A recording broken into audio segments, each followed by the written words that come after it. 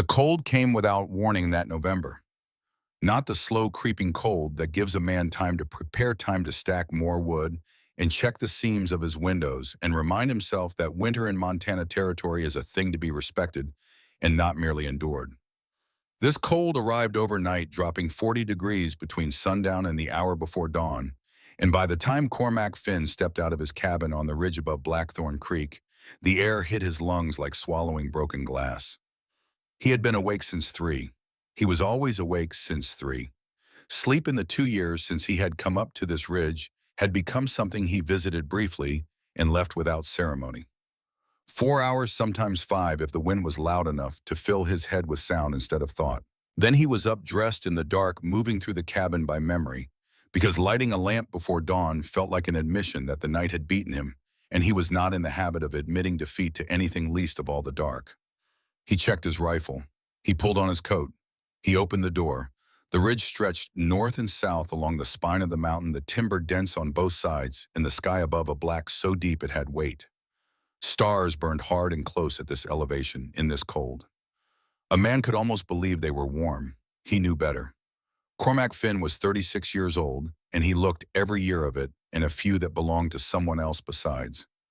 He was built the way men are built when their work is physical, and their grief is sustained broad through the shoulders and narrow through the patience with hands that had long since given up on being soft. His hair was dark, going to gray at the temples in the way that happens to men who think too much at night, and his eyes were the color of creek water in October brown, and still and carrying more depth than most people wanted to look into for very long. He had come up to this ridge after the courts had finished with him. That was how he thought of it now, after the courts had finished with him, as if he were a piece of wood that had gone through a mill, come out the other side thinner, and shaped into something he had not chosen to be. The land had been his father's. Thomas Finn had broken that valley by hand over the course of 30 years, pulling stone and felling timber and running water to places that had never seen water, building something from the red earth of Montana that was worth building because it was worth protecting. Stone Creek Valley. 240 acres of the best grazing land in the territory, with a spring on the eastern slope that ran cold and clean even in August, and soil in the bottomland that grew whatever you were patient enough to plant. In 1869, Harlan Voss had taken it, not with a gun, not with fire, with paper, which turned out to be worse, because fire leaves evidence, and paper, if written by the right hands, becomes the truth. There had been a partnership agreement. Cormac had seen it himself, the original document, 3 signatures at the bottom of a page that outlined the terms of a mining operation at Stone Creek. His father's name, the name of the territorial governor, Ellsworth Callum, and Harlan Voss. 3 equal partners in what had looked in 1868 like a reasonable arrangement between men of different resources and similar ambition. By 1869, the document had changed. Thomas Finn's name was gone. Not crossed out, not amended. Gone as if it had never been there, replaced with language that transferred his share of the operation to the remaining 2 partners in exchange for a sum of money that Thomas Finn had never received, because the transaction existed only on paper that Thomas Finn had never signed. The lawyer who had drawn up the altered document was a man named Cresswell. He died of a heart condition in 1871, which was convenient for everyone except the people who might have wanted to ask him questions. The county clerk who had certified the transfer was last seen boarding a stage to California with a bank draft that would have taken him several years to accumulate on a county clerk's salary. Thomas Finn had died in the winter of 1870 in a house that was no longer his on land, that no longer bore his name, with nothing left to pass to his sons except the story of what had been done to him and the particular kind of damage that injustice leaves in a family, the kind that does not heal because it does not close. Cormac's wife, Clara, had died the following winter. She had been slight, Clara, small-boned and quick and warm, in the way that some people are warm not because they work at it, but because it is simply the nature they were born with. She felt the cold before the rest of her body did. Her hands were always the first thing to chill, and she had owned 3 pairs of gloves and worn them all, rotating through them as the seasons demanded, because she understood that a body that stays warm stays alive. 1 pair of those gloves was in the inside pocket of Cormac's coat right now, the smallest pair. Soft leather, the color of sage in summer, dark green, worn to something softer at the fingertips where she had used them most. He had put them there the morning after she died, and he had not taken them out since. 2 years of wearing that coat, 2 years of that weight against his ribs, and he was not ready to take them out, and he had stopped asking himself when he would be. He checked his trap line every morning before dawn because it gave him a reason to move. That was the honest truth of it, though he would not have said so to anyone, and there was no one to say it to. He checked the line because a man who stops moving in this kind of cold stops for good, and some mornings that seemed like it might not be the worst outcome. And on those mornings especially, he needed to be already walking when the thought arrived. The day before he had ridden down to Copperhead Flats. He did this once a month, sometimes less. The settlement was not a town in any real sense, more a collection of structures that had grown up around the mouth of a played-out silver claim and stayed because moving required more energy than staying. There was a trading post at the north end run by a man named Ord, who asked no questions and charged accordingly, and it was from Ord that Cormac bought what he could not make or hunt or grow on the ridge. He had bought salt flour, 2 boxes of ammunition, and a spool of wire, paid in coins, said nothing that was not necessary, and left. He had not looked at the crowd gathered in the middle of the settlement's main track when he came in, and he had not looked at the man standing on a crate near the fire outside the assay office, holding a piece of paper and speaking with the projected voice of someone who had learned to make himself heard over competing noise. He had paid attention to enough, however, because that was how he had survived 2 winters alone on a ridge where the nearest help was 2 hours away in good weather. You noticed everything or you did not survive. You might not know what everything meant, but you cataloged it, filed it somewhere in the back of your skull, where the pattern-reading part of your brain lived, and you waited. He had noticed the crowd. He had noticed the piece of paper. He had noticed the number 5,000 said loudly enough to carry across the settlement, and the words murder and wife and reward. He had filed all of it and bought his supplies and left. Now walking the trap line in the dark 3 hours before dawn, the cold settling into his bones with the patience of something that has all the time in the world, he came to the 3rd trap along the lower creek bed and stopped. The tracks were not animal tracks. He knew animal tracks the way he knew the inside of his own cabin, by feel as much as sight, by the particular language of weight and gait and intention that each species writes into snow differently. These were not deer, not elk, not the neat paired prints of a rabbit moving at speed. These were human footprints, and they were wrong in several ways that he read simultaneously and without particular alarm, because alarm was an emotion that required energy he had learned to conserve. They were small, mated by a foot in inadequate footwear, possibly no real boot at all, something wrapped and improvised. The impressions were shallow in some places and deep in others, in a pattern that told him the person had been moving unevenly, compensating for something favoring one side. The right foot dragged on the push-off in a way that spoke of exhaustion rather than injury, the kind of drag that happens when the muscles have been working past the point where they answer properly. He followed the direction with his eyes. The tracks came from the southeast, from the direction of Copperhead Flats, and they were heading north. North toward nothing in particular, north toward the deeper wilderness, where the ridges stacked up one behind the other, and the timber thickened until it became a wall, and past that wall there was nothing that would help a person in trouble.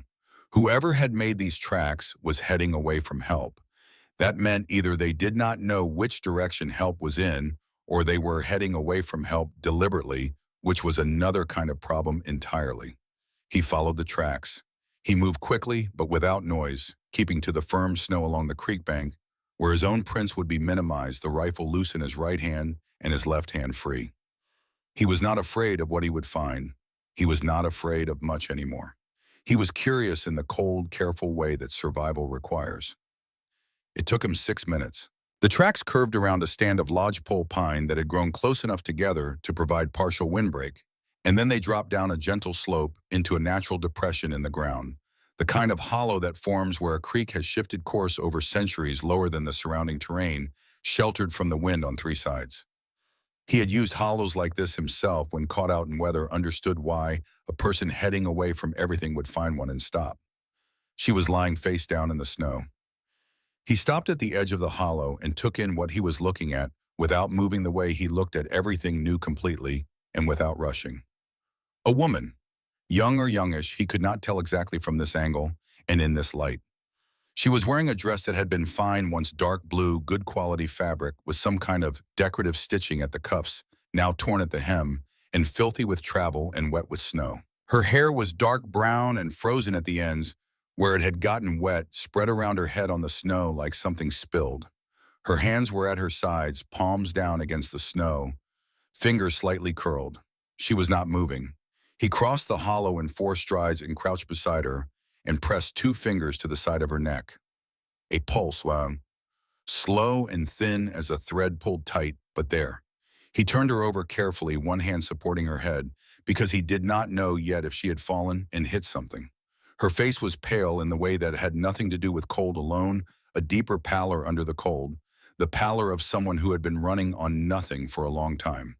There was a bruise along her left cheekbone, yellowish at the edges, several days old. Her lips were cracked and split. Her feet were wrapped in strips of cloth that looked like they had been torn from a petticoat, soaked through and beginning to freeze solid around her toes. He looked at her hands. The left hand had a scar across the palm, thin and white, and healed cleanly, the kind of scar that comes from a single clean cut a long time ago. The right hand, specifically the inside of the first joint of the index finger, had a small callus of the kind that develops from holding a pen for long hours over many years. A person who wrote. A person who had been educated and had used that education regularly enough to leave its mark on her body. He noticed this the way he noticed everything, automatically adding it to the catalog without deciding what it meant yet. He stood up, assessed the situation in the way he assessed all practical problems, and made the only calculation that made sense. The cabin was 4 hours away. Copperhead Flats was 40 minutes. He lifted her. She weighed less than she should have, which told him the running had been going on long enough to take something from her that the body does not easily replace. He adjusted her across his shoulders in the position that would let him move without losing his balance and turned south toward the lights of the settlement. She made no sound. Her breathing was shallow and fast against the back of his neck. Small white clouds of vapor that appeared and dissolved in the cold air, each one telling him she was still on the right side of the line. He walked fast, staying low along the creek bottom where the wind was reduced, and he thought about nothing except the terrain in front of him and the weight on his shoulders and the distance remaining. He heard the settlement before he saw it, the way you always heard Copperhead Flats before you saw it. It generated noise the way a wound generates heat constantly and without real purpose. Men's voices, a dog barking somewhere on the south side, the distant metallic complaint of equipment that needed maintenance it was not receiving. And underneath all of that, clear and projected and carrying with the practiced confidence of a man who had done this before, a single voice. Cormac stopped at the tree line. $5,000, the voice was saying. That is what is being offered for information leading to the capture of Nora Voss, formerly Nora Callum, daughter, by adoption of the late Governor Ellsworth Callum. Brown hair, amber eyes, approximately 24 years of age. Wanted in connection with the poisoning death of the governor and the attempted murder of her husband, one Harlan Voss, prominent landowner and former territorial senator. If anyone has seen this woman or has knowledge of her whereabouts, you are to contact the territorial marshal's office in Helena or report directly to the authorized representative present in the settlement. The man with the voice was Felix Grubb. Cormac did not know his name yet. He was small and narrow-shouldered with the watchful eyes of someone who had survived by paying close attention to every exit in every room he entered, and he was holding up a piece of paper with a drawing on it, turning it slowly so the crowd could see from all sides. Cormac looked at the woman on his shoulders. Brown hair. He could not see her eyes from this position, but he had noted their color when he turned her over. Amber, the brownish gold of creek water in late afternoon, lit from behind by something he could not quite name. He stood at the tree line and listened to the rest of what Felix Grubb was saying. $5,000 was a number that did several things to a man when he heard it. It made the air feel different. It made the simple arithmetic of survival suddenly complicated by a variable that had not been there before. $5,000 was more money than most of the men in that crowd would see in a decade of hard work. It was enough money to buy land, to buy equipment, to buy a start at something different from whatever a man was currently doing that was not working. Cormac thought about Stone Creek Valley and the spring on the eastern slope that ran cold and clean even in August. He thought about Clara. He had taught himself not to think about Clara the same way a man learns not to touch a wound that has not healed. deliberately with conscious effort redirecting the thought each time it surfaced until the redirection became reflexive. It was not that the thought hurt less. It was that he had run out of useful things to do with the hurt. He reached into the inside pocket of his coat, not thinking, and touched the small gloves with the tips of his fingers. Soft leather worn thin at the fingertips. He turned away from Copperhead Flats and walked back into the trees. He went around the settlement in a wide arc, staying well inside the timber, moving carefully and without hurry. The long way added 20 minutes to his route. He circled to the north end of the settlement and came in through the back of Ord's trading post, the way he always did because the front of the trading post faced the main track, and Cormac had no interest in being seen by anyone paying that much attention to a crowd. Ord was behind his counter doing something with a length of rope that had nothing to do with Cormac's business. He looked up, looked at the woman across Cormac's shoulders, and looked back down at the rope.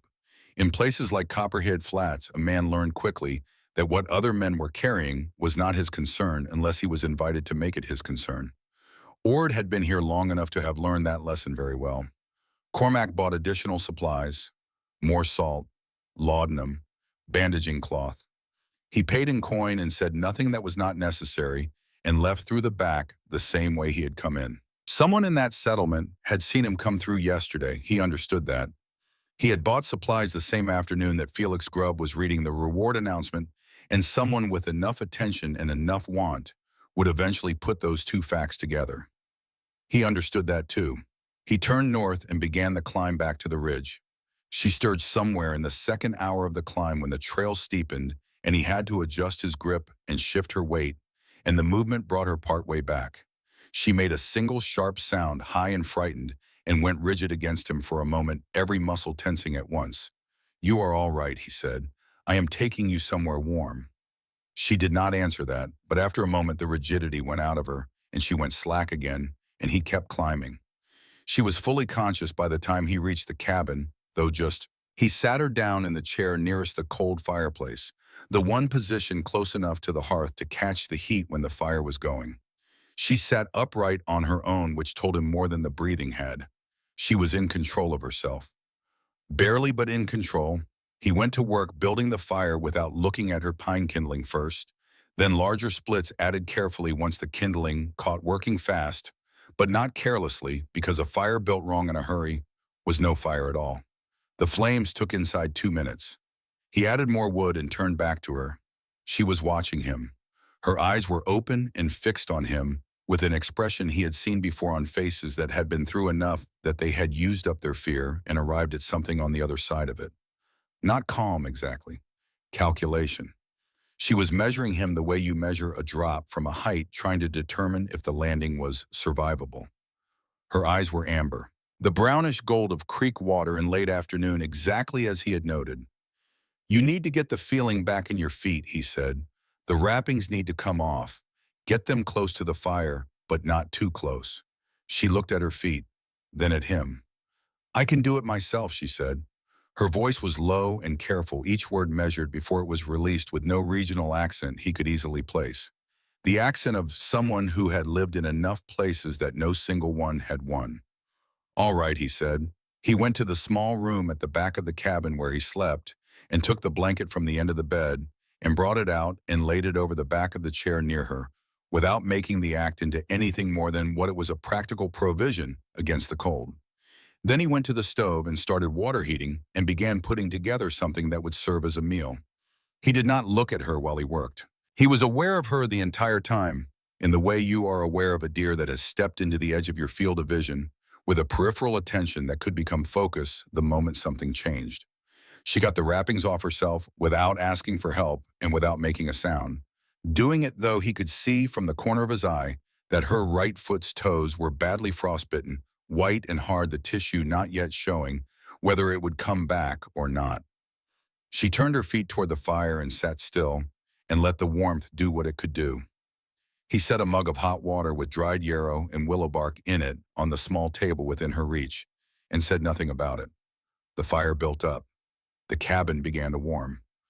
Outside, the wind moved around the walls with the purposeful patience of something looking for a way in and not finding one. He had built this cabin himself the second summer after he came up here, replacing the trapper's shelter that had stood on this site before it. He had built it to keep the cold out because keeping the cold out was the fundamental problem of winter survival, and he had built it well.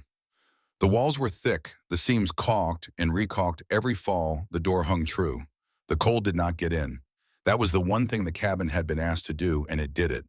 "Where am I?" she said finally. "About 4 hours north of Copperhead Flats, higher up off the main trails. My cabin. You live here alone." It was not a question. "Yes," he said. She was quiet for a moment, both hands wrapped around the mug, looking into it. The firelight caught the amber in her eyes and made it move. Then she said, "You heard them in the settlement, talking about me." He kept his back to her and kept working. "Yes, and you still brought me here. You were dying in the snow." He set down the pot he was holding and turned to face her. "I do not leave things to die in the snow if I can help it. I am not a thing." "No," he said, "you are not. That is why I said if I can help it. Things do not have a choice about where they end up. You might." She studied him for a long moment. The fire crackled in the hearth. The wind found a small gap somewhere above the north window and made a thin sound before moving on. "My name is Nora Callum," she said. "My married name is Voss, but I do not use it. My father by adoption was Governor Ellsworth Callum of Montana Territory." He waited. "My husband arranged my father's death," she said. "He planned it and executed it and then constructed a version of events in which I was responsible for it. I have been running for 11 days. She said this the way a person states facts about weather or terrain. "Here is what happened. Here is where things stand." She was not performing the statement or asking him to feel anything about it. She was informing him the way a person informs someone they are about to ask something of, so that the asking can be done without pretense on either side. He walked to the shelf on the wall beside the fireplace. There was a small box on the shelf, plain pine with a fitted lid, the kind of box that costs almost nothing but lasts if you treat it well. He took it down. He opened it. He removed the paper inside a document folded and refolded so many times that the creases had worn soft and the paper at the corners had thinned almost to transparency, and he laid it on the small table between them. She looked at it. She read it slowly and carefully, the way a person reads something they tend to remember, taking in each word and not moving to the next until the first was settled. When she finished, she looked up. "Thomas Finn," she said quietly. Her voice had changed almost nothing. "Almost." "My father," he said. "That document is a mining partnership agreement from 1868. 3 signatures in the bottom. My father's, Ellsworth Callum's, and Harlan Voss. 3 equal partners in the Stone Creek operation." She waited. "In 1869, he said my father's name was removed from the record. The document was altered. A lawyer named Cresswell executed the change. A county clerk certified it. My father had no recourse because the men who might have heard his case were either employed by Voss or owed favors to Callum or both. He lost the land, the rights, everything he had built. The following winter was hard, and he had nothing to shelter in." He stopped. He looked at the fire for a moment. "My wife's name was Clara," he said. "She did not survive that winter." Nora Callum was very still. The fire made its small sounds. The wind worked at the eaves. Outside, the world was trying to kill everything that was not prepared for it, and inside the cabin, the warmth was holding. She looked at the document for a long time. Then she looked at him. "Callum was part of it," she said. "He was party to the fraud." "Yes," Cormac said. "I believe he understood what was being done. I do not know if he understood the full measure of it when he agreed to it, but he agreed." "I did not know," she said. "I know you did not." "How can you know that?" "Because you are here," he said, "running from the man instead of living comfortably on what he built with what he took." "That is how I know." She looked at him. At the document, at the box on the table, at the way he had placed himself across from her with the fire between them and his hands where she could see them. "Then we have both lost something to the same man," she said. "Yes, and you still brought me here, knowing who my father was, what he was part of." He folded the document back along its worn creases and put it back in the box and put the box back on the shelf in the space between the box and the wall where Clara's green gloves lay folded. He looked at the gloves for a single moment and then looked away.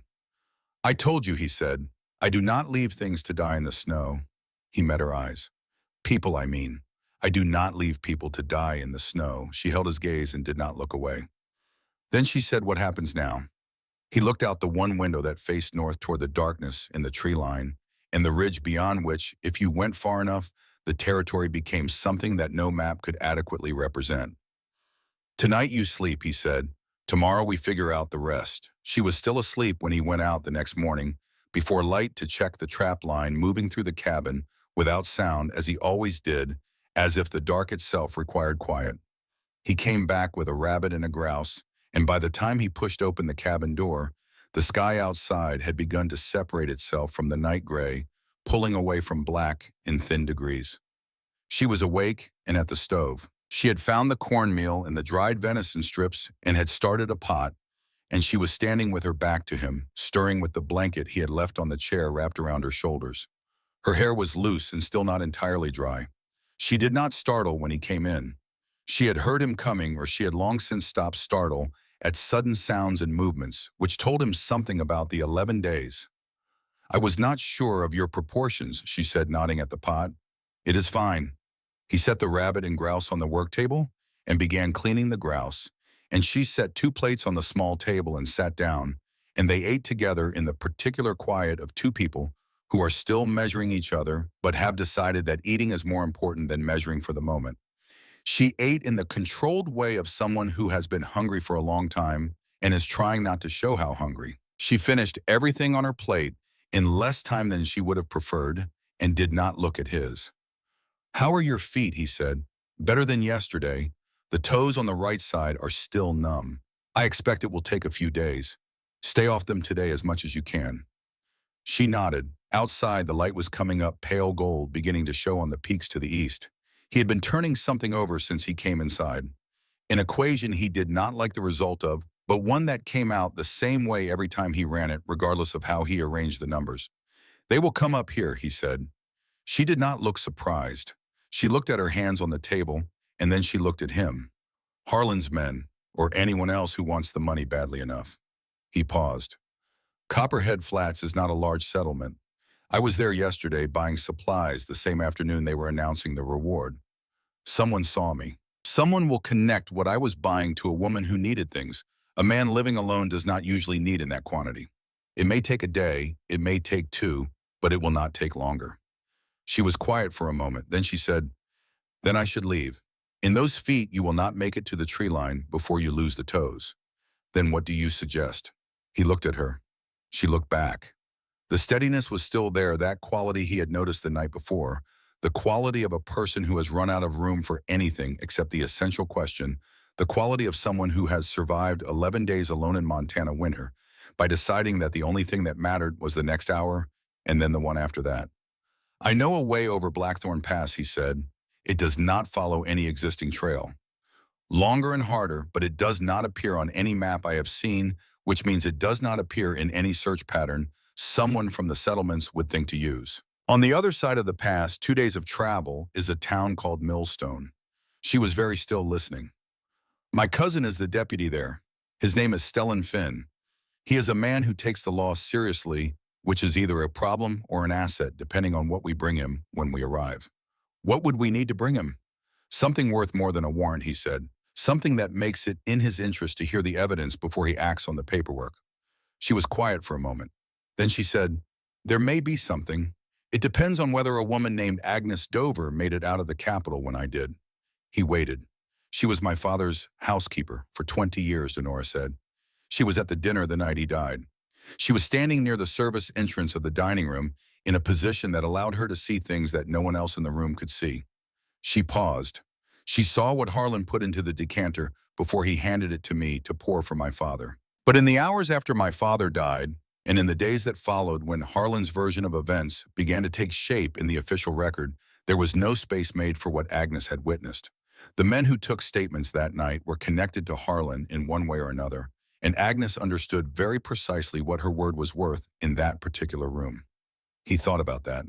"Can you reach her if she went where I believe she would have gone?" he said. "She has a sister in a town called Harker's Crossing, about 40 miles east of the capital. If Agnes had time to get out before Harlan's people thought to look for her, that is where she would have gone. And if she did not get out in time, she looked at her hands. Then she looked up. Then we have a contract with a dead man's name on it and the word of a woman who is wanted for her father's murder. She said it without self-pity as a calculation laid out for examination. Against the best lawyers in the territory, that is not enough. I know, he said. She looked at the box on the shelf, at the space beside it where the green gloves lay folded. She did not ask about them. She looked at the box for a long moment as if reading something written on its surface that was not visible to him. Then she straightened in her chair the way a person does when a decision has been made, and the straightening is acknowledgement of it. You should understand the hardest part of this, she said. Before we go any further, before you help me beyond what you have already done. He waited. The night my father died, I was in the room. I was holding the decanter when Harlan handed it to me. I poured the glass. I gave it to my father with my own hand. She held his eyes. I did not know what was in it. I have sworn that to myself, and I believe it completely. But I was the instrument of it, however unwilling I was. The case against me, as Harlan has constructed, it is not made from nothing. It is made from real facts pointed in a false direction. He looked at her. You are telling me this cannot be won cleanly. I am telling you that the evidence against me as it stands is not invented. It is real evidence that has been arranged to tell a lie. Dismantling it requires more than my word. He was quiet for a moment. The stove ticked. The fire in the hearth had burned down to coals. Outside, the wind was picking up, which in his experience meant the weather was thinking about changing. I understand, he said. She looked at him. You are not afraid of this. I have been afraid of worse things and done them anyway, he said. Clara. The thought arrived before he could redirect it. Clara used to say that the hardest truths were the only ones worth saying, that the easy ones took care of themselves. She looked at him with a kind of attention he had not been on the receiving end of in a long time. Not pity, which he could not have stood. Something more careful than that. She sounds like someone who understood how things actually work, Nora said. She did. They were quiet together for a moment. The last of the pale gold light reached the window and came in flat and cold, and not very warm, but there nonetheless. He stood and went to the window and looked north at the ridge and the timber beyond it and the gray sky above the peaks. We leave tonight, he said, after dark. The cold will be harder, but the dark buys time on the tracks.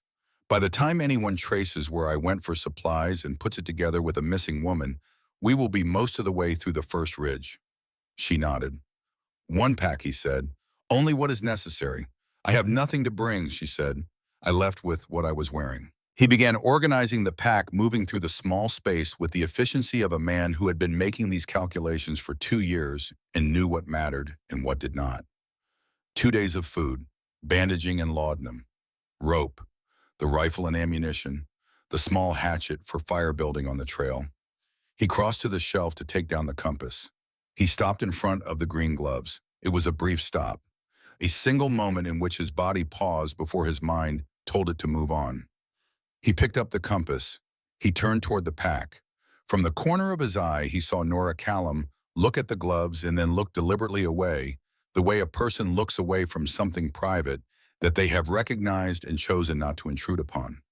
He put the compass in the pack. Then, without planning to, he reached back and picked up the green gloves and put them in the inside pocket of his coat where they always were. Not in the pack where they would be jostled around with rope and ammunition. The inside pocket against his chest where they had lived for 2 years and where it turned out they were staying. He did not explain this. She did not ask. The afternoon was long and quiet. He showed her what she needed to know for the journey, how to move on snow so the compression of each footfall was even and did not sink deep and leave clear prints. How to read the northwest sky for the kind of storm that builds fast and comes down without warning. How to listen, not with the front of the ear, but with the back of the skull, the way sound registers when you stop working to hear it and simply let it arrive. She learned quickly.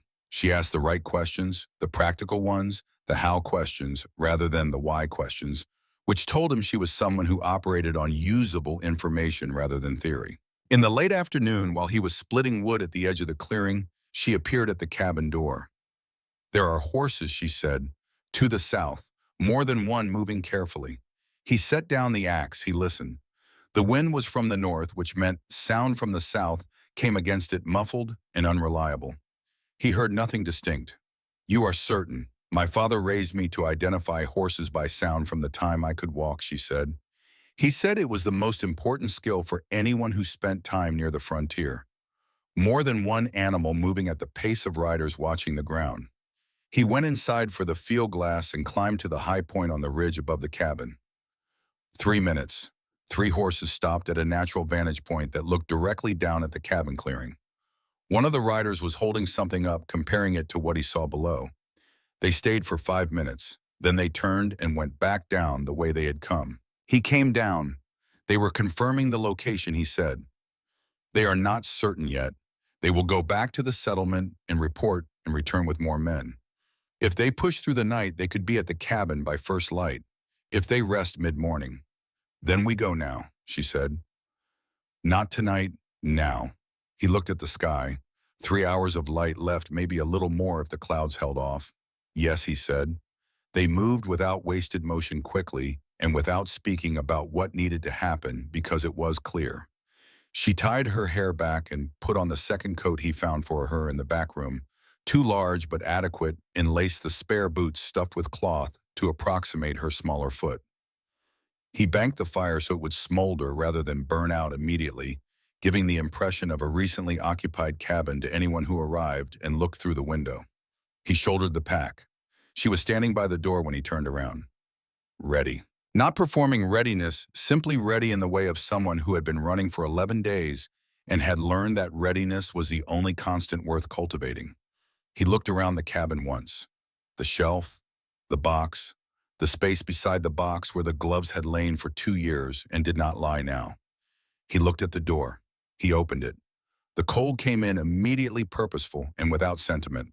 The last of the daylight came with it, thin and slanting down through the pines at a low angle that turned everything gold and brief.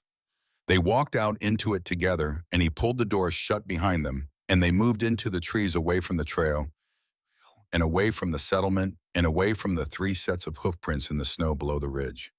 The mountain was quiet around them.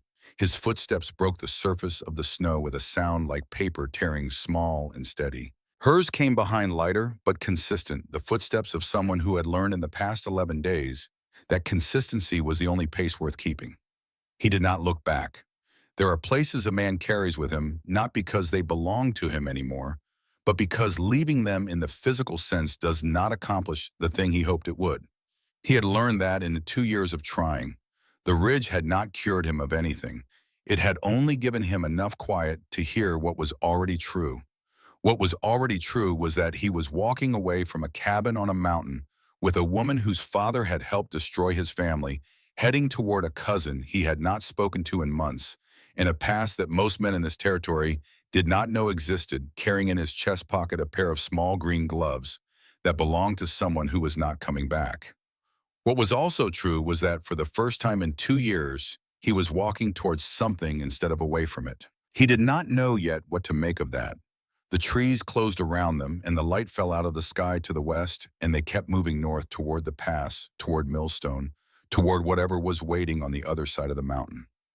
And behind them in the cabin on the ridge, the fire he had banked burned low and red in the hearth, casting its light against the shelf where the small pine box sat, and the space beside it where something had been kept for 2 years and was kept there no longer. The plan was Stellan's, because plans were Stellan's domain, the way timber was Decker's and silence was Cormac's. Stellan Finn was 34 years old and carried his authority the way a man carries a tool he has learned to use well, not as an ornament and not as a weapon, but as a practical instrument that he reached for when the situation called for it and set aside when it did not. He wore his deputy's badge on his coat without ceremony, and his eyes, behind the wire-rimmed glasses he wore only when reading documents, had the quality of eyes that had seen enough versions of human difficulty to sort new ones into existing categories without losing composure. He was the second of 3 brothers, which meant he had spent his life positioned between a man who said nothing and a man who said everything, and he had learned in that position to say exactly what was necessary and stop there. Decker was 29 years old and had not yet learned that particular discipline, and he probably never would, and he had made his peace with that about himself. The 3 of them sat around the small table in the cabin, while Nora sat near the fire with the blanket across her shoulders and listened. The fire had been rebuilt from its low banking. The last of the daylight was gone outside.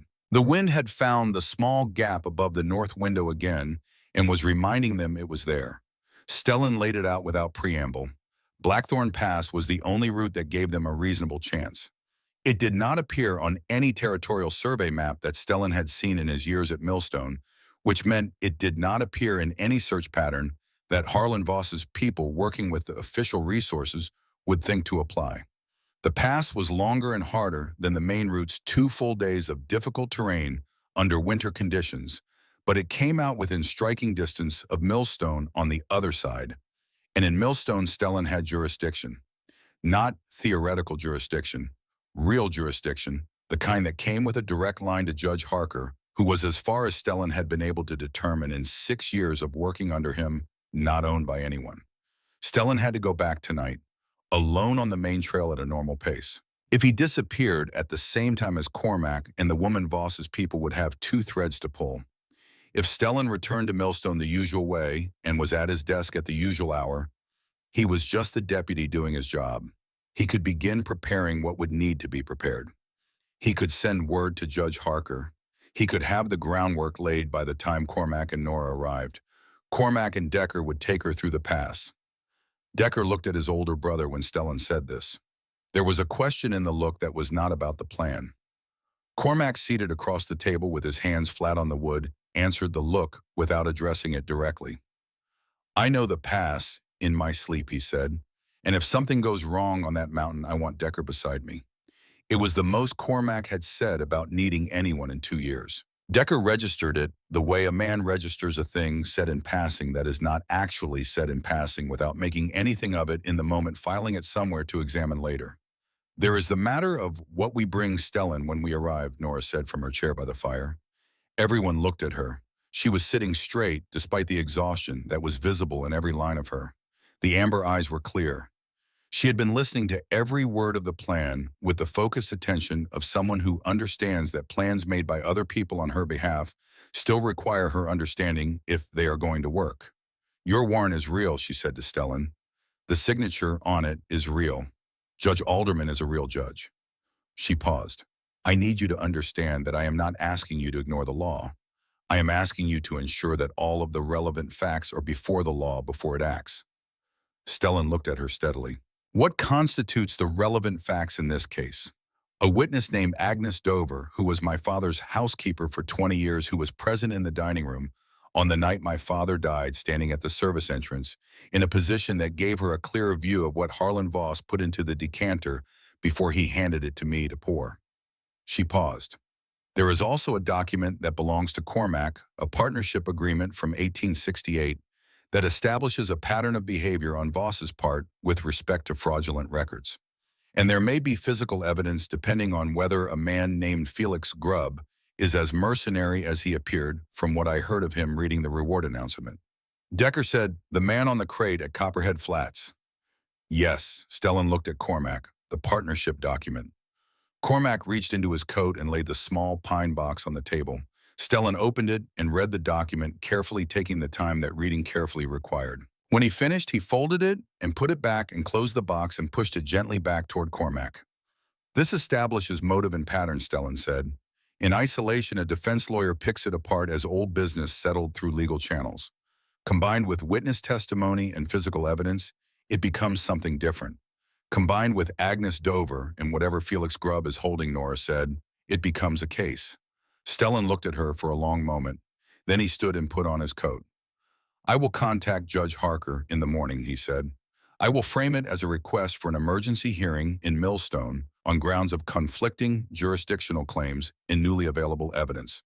Harker will want to see the evidence before he agrees, so I will need the document in Agnes Dover's account in writing before he arrives.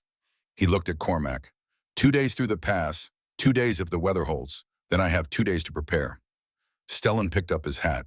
He looked at Nora one more time in the assessing way he had looked at her when he arrived, as if he were reading something printed small that required his full attention. There are people in Millstone who will recognize you from the description on the warrant. I expect so. I will handle that when you arrive. He put on his hat. Get some rest tonight. Both of you. He looked at Decker. Keep up. Decker said I always keep up. Stellan went out into the dark, and they listened to his horse move away down the trail until the sound was swallowed by the timber in the wind. The three of them who remained were quiet for a moment. Then Decker looked at the fire and said, "I have not been up Blackthorn Pass in 4 years." "It has not changed," Cormac said. "Cold, steep," Longdecker said. He looked at Nora. "Can you manage 2 days of that on those feet?" She looked at her bandaged feet and then at him with the expression of a woman who has covered 200 miles of Montana winter alone in the past 11 days. "Ask me something harder," she said. Decker almost smiled.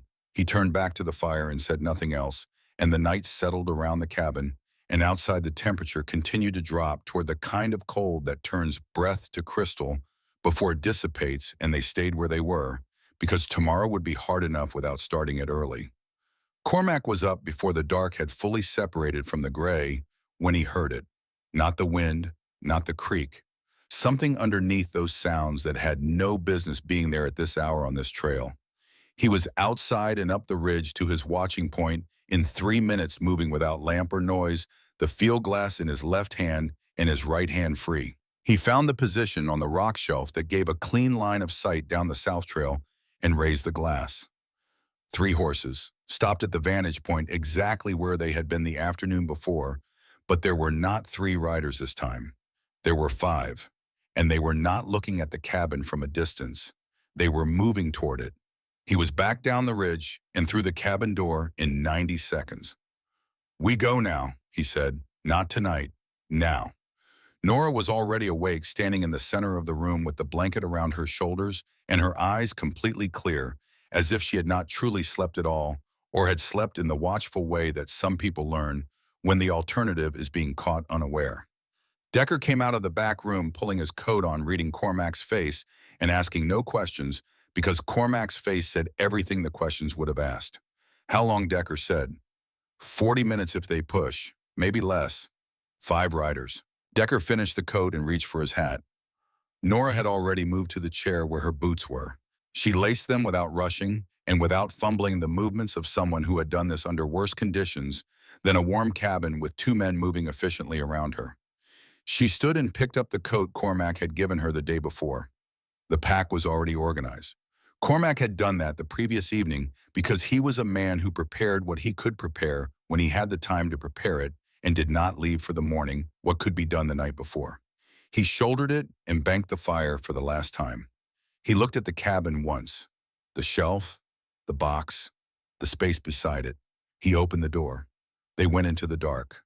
The first hour of the Blackthorn Pass was the most dangerous because it was the most familiar. The lower trail, the section that connected with the main track, was the part most likely to be known or guessed at, and they moved through it quickly and without speaking, Cormac in front reading the terrain by feel and memory, Nora in the middle, Decker behind, with his attention split between what was ahead and what was coming from behind. They moved off the trail at the first major switchback, taking a line directly up the north face of the first ridge, through timber so dense that the branches interlocked overhead, and the snow on the ground beneath them was shallower and more scattered, which meant their tracks were harder to follow and harder to see from any distance. The climbing was steep and unrelenting. The cold was serious in the particular way that cold becomes serious above 6,000 feet, when the wind is blowing and the body has to work hard to stay warm from the inside because the outside offers nothing. Nora did not fall behind. Cormac had wondered, not with doubt exactly, but with the practical curiosity of a man who has to plan for every contingency. He had seen what 11 days alone in winter had done to her weight and to her feet. He had seen the bruise on her cheekbone and the frozen ends of her hair and the way she held herself in the chair with the particular careful stillness of someone managing more physical discomfort than they were showing. He had adjusted his pace slightly in the first 30 minutes, not dropping it dramatically, just taking it from the pace he would have set alone to the pace a reasonable person could sustain over 2 days. She matched it without appearing to try. She watched her footing the way someone watches it when they have learned that a careless step on ice at elevation is a different order of problem than a careless step on flat ground. She kept her weight low on the steep sections, not leaning into the mountain the way a nervous person leans, but staying centered with her balance over her feet. She used the trees for stability rather than grabbing at them, touching them to redirect momentum, rather than stopping against them. In the second hour, they hit the ice shelf. It ran along the face of the ridge at an angle, a section where the snowmelt had frozen and refrozen until the surface was as hard and smooth as river ice and about as predictable. Cormac crossed it in 6 steps, finding the holds with his boots and moving quickly so the weight did not have time to work against him. He reached the far side and turned. Decker was 2 steps behind him when his right boot found a place where the ice was thinner over loose rock beneath, and the thin ice gave. His weight shifted left, his left boot skated, and he went to one knee. Nora had already moved. She caught his left arm above the elbow before he had finished going down, her grip firm, and her weight braced correctly against the slope and held him long enough for him to get his right boot planted and lever himself back up. The whole thing took 3 seconds. Decker looked at her hand on his arm, then at her face. "You move fast," he said.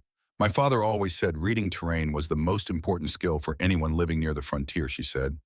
She released his arm. She was not breathing hard. "I never understood what he meant by frontier until I had been in it for about 3 days." Decker looked at her for a moment in the way he looked at things that surprised him pleasantly. "My father said the same thing," he said, "about terrain, different terrain." He paused in the way a man pauses when he is deciding whether to say the next thing.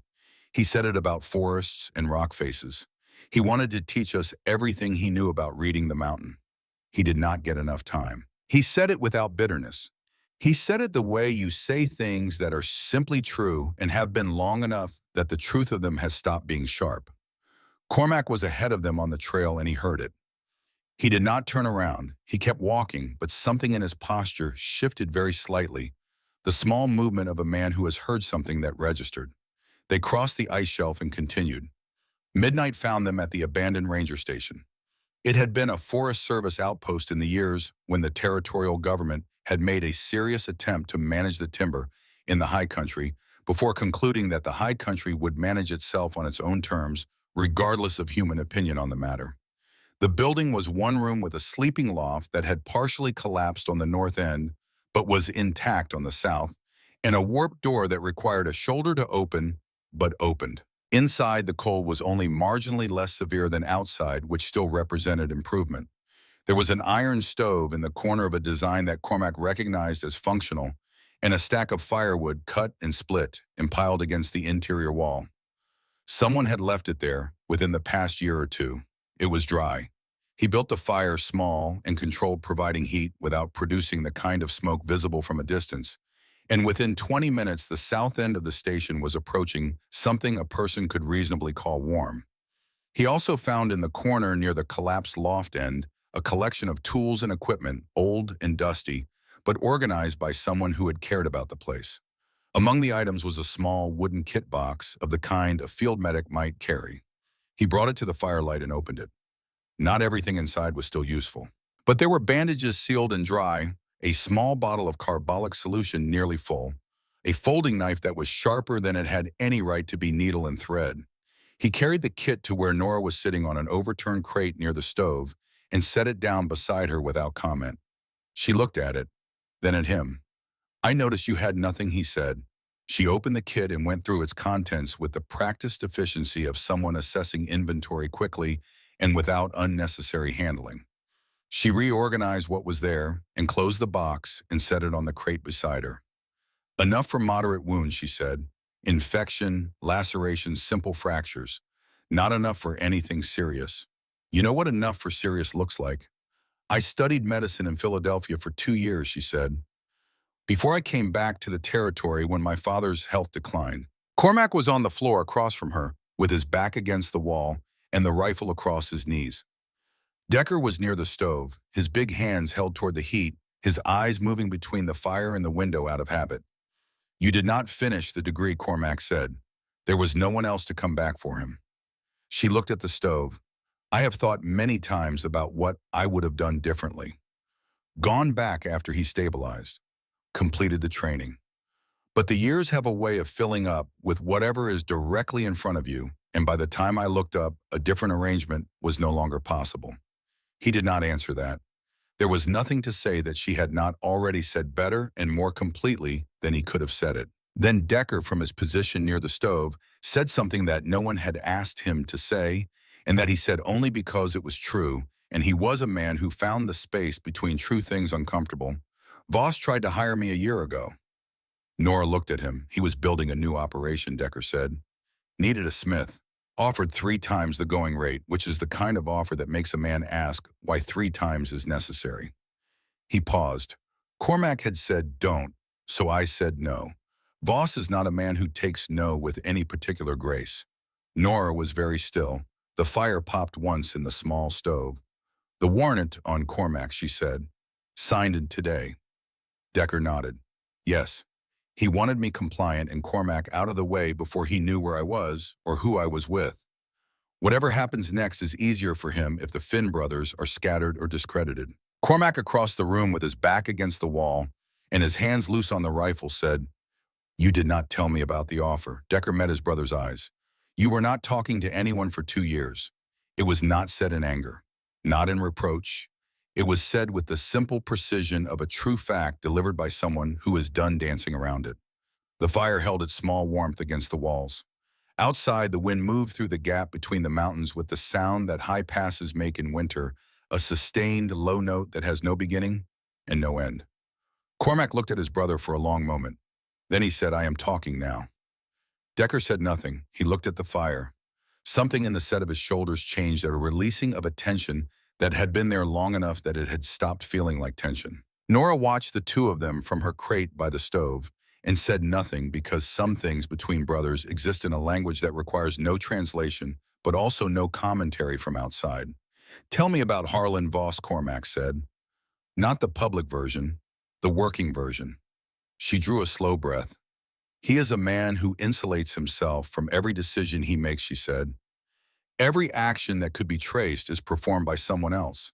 Every document that could incriminate is handled by a person who then becomes unavailable for questions.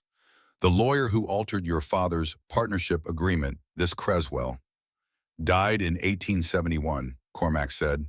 Heart condition. She looked at him. The county clerk who certified the transfer. California, he said, with money he had not earned, honestly. She nodded. 4 years of building a case against him. 4 years of trying to find someone with the authority to look at what he had done and the independence to act on it. And every time a path appeared, it closed before it led anywhere. Because every person who could have made it lead somewhere was connected to him in a way they valued more than honesty. Your father, the governor, Cormac said. She was quiet for a moment with the particular stillness of someone who has processed a fact so many times that it has been worn smooth, but not small. My father refused to sign a land transfer agreement that would have given Harlan access to 3,000 acres bordering tribal land. She said, he had been working on that acquisition for 2 years. My father's refusal was the one obstacle he could not route around because my father was the one man in the territory whose authority in that matter was final and who Harlan could not buy. She looked at the fire, so he removed the obstacle. She paused. The dinner was a quarterly event formal attended by the legislature and the prominent landowners. Harlan was always there. He brought wine from his own cellar that evening, which was not unusual. He was known for it. It was considered a gesture of hospitality. She was quiet for a moment. He handed me the decanter and asked me to pour for my father, as I often did. I poured. My father drank. The station was very quiet. Agnes Dover was standing near the service door. She was in that position at every formal dinner because it allowed her to respond to the kitchen's needs without crossing the main floor. She had been in that position at every formal dinner in that house for 19 years. That evening, she had a clear line of sight to the sideboard where Harlan was standing when he prepared the decanter. What did she see? She saw him take a small glass vial from his inside coat pocket. She saw him open it and add its contents to the decanter and swirl it to mix before handing it to me. She paused. In the chaos of the minutes after my father collapsed, and in the days that followed while Harlan's account was being formalized by men who were in his orbit, professionally and financially, there was no space made for Agnes to say what she had seen. And Agnes understands precisely what her word is worth in a room full of men with legal authority who have financial relationships with the man she is accusing. She said it simply and without bitterness. She has understood that her entire life. The question is not whether she would speak. It is whether she can be placed in a room where her speaking is required by the rules of the proceeding and where someone with enough authority has already decided to take what she says seriously. That is what Stellan can do, Cormac said. If we bring him enough to demand it, Nora said. He was quiet for a moment. The fire in the small stove had reached its steady burning phase and would last through the rest of the night if he managed it correctly. He added one piece of wood no more. Sleep, he said. The second day is harder than the first. I want to be off the open section above the tree line before the afternoon wind comes up. She looked at the collapsed loft end and then at the floor near the stove. The floor is warmer, he said. I will keep the fire. She took the blanket from the pack and settled near the stove, her back to the wall, and facing the room rather than away from it. She was asleep within minutes, the sleep of someone who has learned to take it where it exists and not argue with the conditions. Decker looked at her sleeping and then at Cormac. She is not what I expected, Decker said, quietly. What did you expect? He considered. Someone with less fight left, after 11 days. Cormac looked at her for a moment. Clara used to say that the people with the most fight left were not the ones who had the easiest time of it, he said.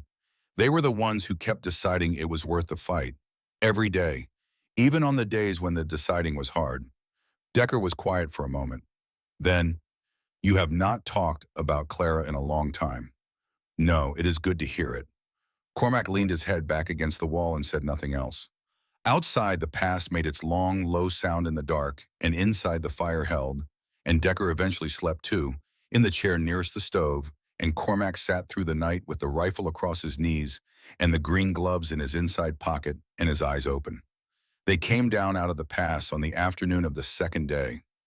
Millstone appeared below them in the valley the way towns appear when you have been in the wilderness long enough that civilization seems less like a permanent condition than a choice someone made and could theoretically unmake. It was not a large place. 200 people in the main settlement, perhaps twice that if you counted the surrounding ranches and claims. A main street of packed dirt frozen solid at this time of year. A church with a white steeple, slightly out of true. A general store, a feed store, a small hotel, a building that served as both the doctor's office and the deputy sheriff's office. Perhaps 15 other structures of varying ambition. They came in from the north end because the north end kept them away from the main intersection until the last moment past the feed store and the livery before the street opened up. Nora walked beside Cormac rather than behind him. The terrain was level and the concerns of the mountain no longer applied in the same way. Decker walked on her other side, and the three of them moved down the frozen main street of Millstone together in the late afternoon light without particular urgency, because urgency at this point would only draw the attention they did not need. The door of the deputy's office was unlocked. Stellan was at his desk writing something in a ledger with the glasses on, which meant it involved documents. He looked up when the door opened. He looked at Cormac, he looked at Nora, he looked at Decker. He closed the ledger and set down his pen and took off the glasses and folded them into his breast pocket. All of this he did carefully in the way a man does things when he needs a moment to think before he speaks. Sit down, he said. All of you. They sat. Stellan looked at Nora for a long moment, working through what he knew the description on the warrant, the charges, the reward amount, the name attached to the warrant as the aggrieved party. He was not a man who could be rushed through that process. I know who you are, he said to her. I expected you would. The warrant came through here 4 days ago. Stellan indicated the desk drawer to his right without looking at it. Judge Alderman's signature. 2nd District. I know. He looked at Cormac, the pine box. Cormac put it on the desk. Stellan opened it and read the partnership agreement with the careful, complete attention he gave every written document, reading it the way Cormac remembered him reading everything since they were boys, as if the words had agreed to stay put only as long as he kept his eyes on them. Thomas Finn, Stellan said quietly when he finished. He set the document down. I was 20 years old when this happened, Cormac. I remember what it did. He looked at his cousin for a moment, then at the document. In the absence of corroborating testimony, this is a piece of paper that a defense lawyer picks apart as settled business, he said. I know. What is the corroboration? This was the moment. Cormac looked at Nora and she took it. She leaned forward slightly, her voice clear and direct. There is a woman named Agnes Dover. She was my father's housekeeper for 20 years. She was present at the dinner on the night my father died, standing at the service entrance, in a position that gave her a clear view of what Harlan Voss added to the decanter before he handed it to me to pour.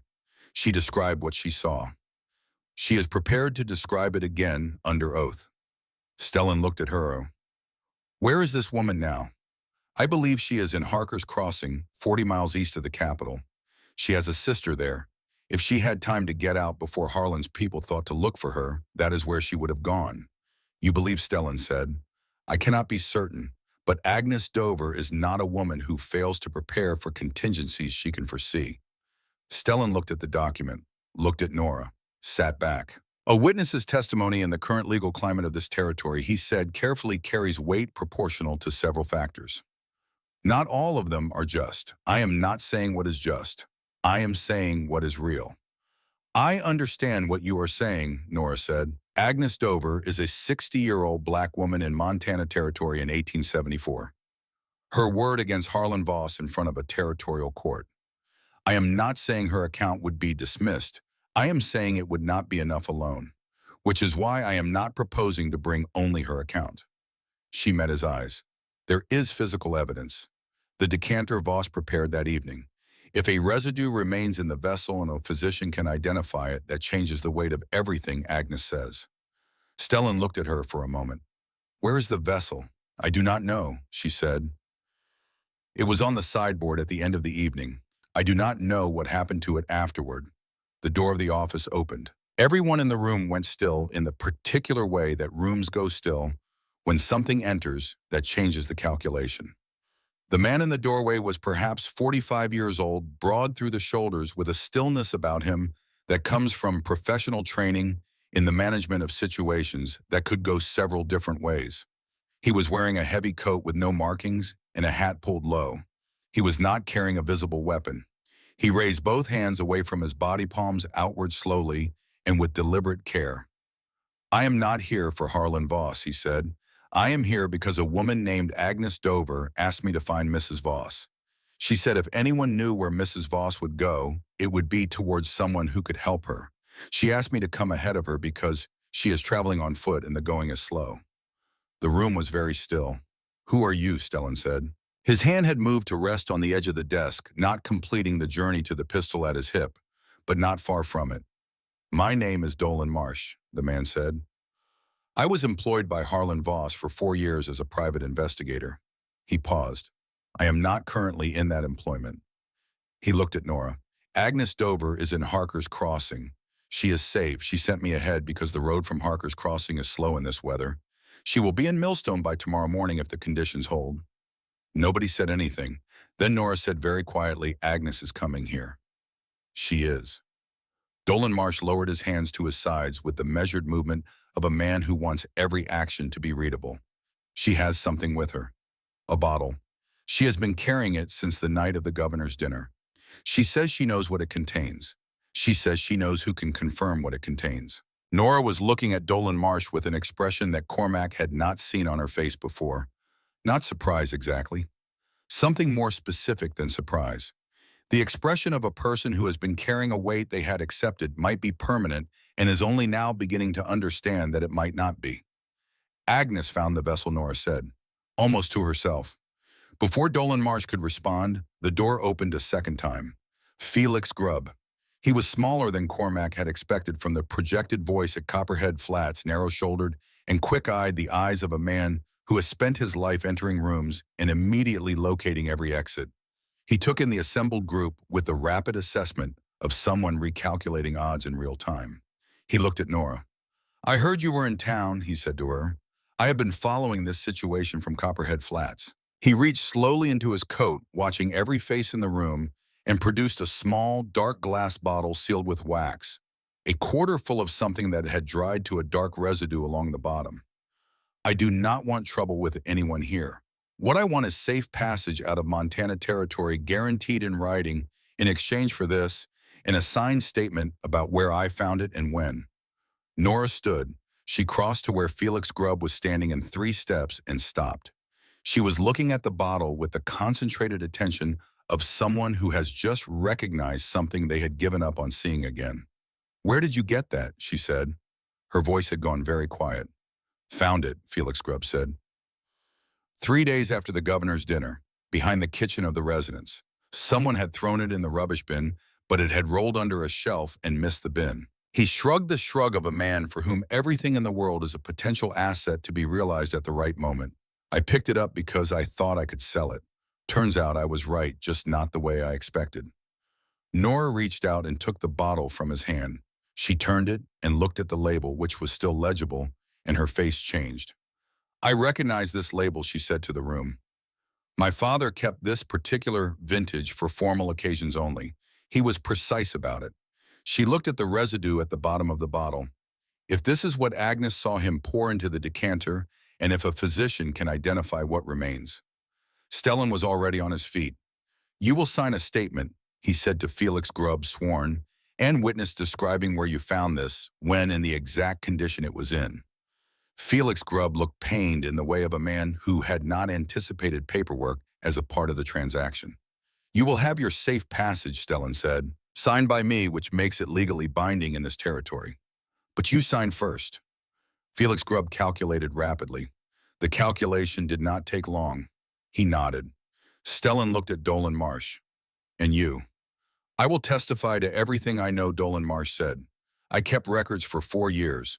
I kept them because I believed the day would come when I would need to account for what I had done in Harlan Voss's employ. He looked at the floor for a moment.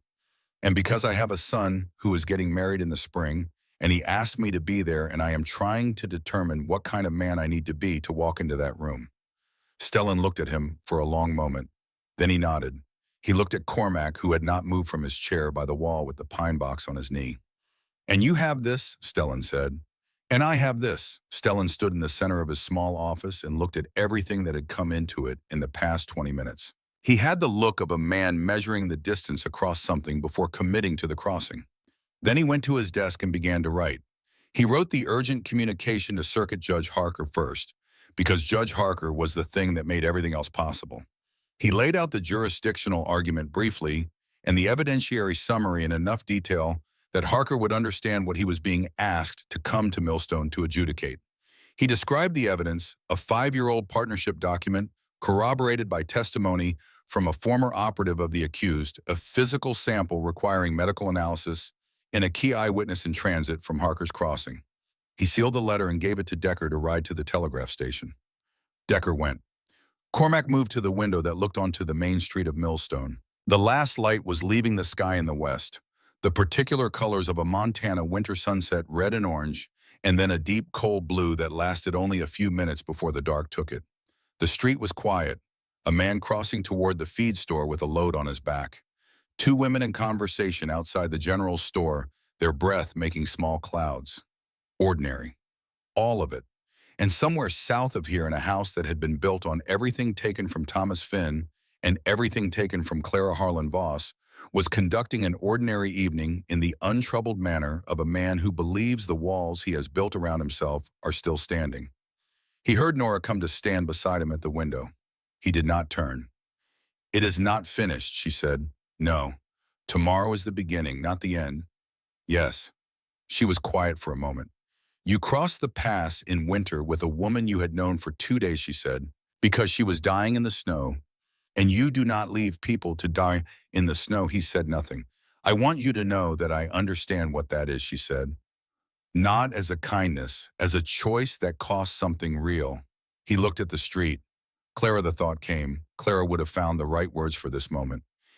He did not have them. He had only the fact of the choice and the understanding that some things do not need to be dressed in language to be real. It was the right thing, he said finally. Nora looked at the street beside him. Yes, she said. It was. Outside Millstone settled into its evening. The cold deepened. The sky went dark. And in the deputy's office behind them, Stellan Finn wrote his letter to Judge Harker by lamplight, making the case for what the law properly assembled and properly directed could be made to do when the right people were in the same room at the same time. Agnes Dover was walking toward that room in the dark. Tomorrow she would arrive, and everything that followed would depend on what happened when she did. Agnes Dover arrived at first light. Cormac heard her before the door opened. He had been awake through most of the night in the back room of the deputy's office, sitting with his back against the wall and the rifle across his knees sleeping in the shallow intervals that were all he ever managed in waking clean each time, the way men wake who have trained themselves to stay close to the surface. He heard the footsteps on the frozen boardwalk outside and knew them immediately for what they were. Not the footsteps of someone coming quickly, not the footsteps of someone who had given up. The footsteps of someone who had been walking for a very long time and had made a decision somewhere in the middle of it to stop counting the miles and simply keep moving until the moving was no longer necessary. Nora heard them too. She had been sleeping in the chair at Stellan's desk, her head resting on her folded arms, and she lifted her head at the sound with the instant alertness of someone whose sleep had been light and watchful by long practice. Stellan opened the door before Agnes reached it. She was 58 years old and she had walked 40 miles in 4 days through Montana territory in winter in shoes that had not been designed for that purpose. She stood in the doorway with her back straight and her chin level, and she looked at the room the way a person looks at a destination they were not certain they would reach, taking it in completely before allowing themselves to believe it was real. She looked at Stellan, at Cormac, at Dolan Marsh in the corner, at Felix Grubb's signed statement on the desk, and finally at Nora. Nora was across the room before anyone else moved. She took both of Agnes's hands in both of hers and held them and said nothing, because there was nothing that words could do in that moment that the holding could not do better. Agnes looked at her. Something moved across her face that was not relief in any simple form and not emotion in any performed sense. It was the expression of a person who has been carrying something heavy for a long time and has finally arrived at the place where setting it down is possible. She nodded once, small and complete, containing everything that needed to pass between them. Cormac moved to give Agnes the chair nearest the stove. She sat without ceremony. Stellan poured coffee and set it in front of her without being asked, and she accepted it in both hands and let the warmth work its way in from the outside while the room did the same from the inside. She looked around slowly. Her eyes moved from Dolan Marsh to Felix Grubb's statement to the pine box on the corner of Stellan's desk to the small dark bottle sitting beside it. Her eyes stopped on the bottle. "You found it," she said. "Felix Grubb found it," Nora said. 3 days after the dinner, behind the kitchen. It had rolled under a shelf. Agnes looked at Felix Grubb with an expression that was not gratitude and not its opposite, but something more complicated, the expression of a person who has lived long enough to stop being surprised by where useful things come from and who receives them without editorializing about the source. "I need to tell you what I saw," Agnes said to Stellan. "All of it from the beginning." Stellan had his ledger open and his pen in hand. "When you are ready," he said. "I am ready now," Agnes said. "I have been ready for 3 months.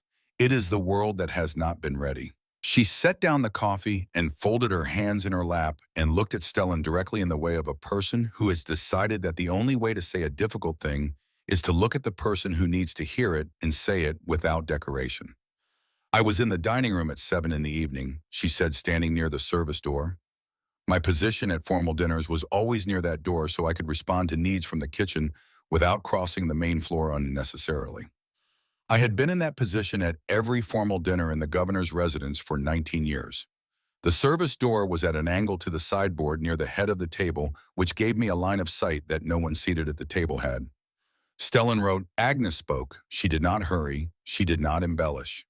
She described the evening in precise sequential order, the arrival of the guests, the seating arrangements, the service of the first course. She described the moment when Harlan Voss had risen from his seat with a particular decanter he had brought from his own cellar, a bottle the governor kept for formal occasions, and carried it to the sideboard. He had his back to the room," Agnes said, "but not to me. From my position at the service door, I could see the angle of his hands and what his hands were doing." "What were his hands doing?" Stellan said. "He removed a small glass vial from his inside coat pocket. He uncorked it. He tilted it into the decanter and swirled the decanter gently to mix the contents. Then he put the vial back into his pocket and turned back to the room and handed the decanter to Mrs. Voss and asked her to pour for her father." The room was very still. "You are certain of what you saw?" Stellan said. He was not challenging her. He was building the record with the precision it would require. "I am as certain of it as I am of anything I have seen in 58 years of living," Agnes said. "I have seen it every night when I close my eyes since the evening it happened. Why did you not say this at the time? Agnes looked at him. The look was not angry. It was patient in the way that very old truths are patient, the patience of something that has been waiting so long for the right question that it has learned to wait without bitterness. Because I am a black woman in Montana Territory in 1874, she said. Because the men with legal authority in that room that night were the same men who attended Harlan Voss's business dinners and hunted on his land and held financial arrangements with his mining operations. Because when I stepped forward in the first hours after the governor fell, the deputy who took my statement was a man whose brother worked for Voss's land office. She paused. I am not saying these things in anger. I am saying them because they are the facts of the situation as it existed, and you asked me why, and that is why. Stellan put down his pen. He looked at Agnes for a long moment, with the particular attention of a man who is measuring something he intends to carry carefully. What you are describing, he said, is a failure of the system that should have protected you and the governor both. I cannot undo that. What I can do is ensure that in this proceeding, your account is treated with the same legal weight as any other witness's account. He paused. I am going to write that explicitly into the record, and when Circuit Judge Harker arrives, I will say it to him directly. Agnes looked at him. That is more than I expected today, she said. Less than what should have been available from the beginning, but more than I expected today. It should have been available from the beginning, Stellan said. I am sorry it was not. Agnes picked up her coffee cup again. She looked at the bottle on Stellan's desk. That vial he used, she said, the residue in it, arsenic trioxide. I know because I have seen it used before in very small doses as a treatment for certain conditions. The color and the consistency both characteristic.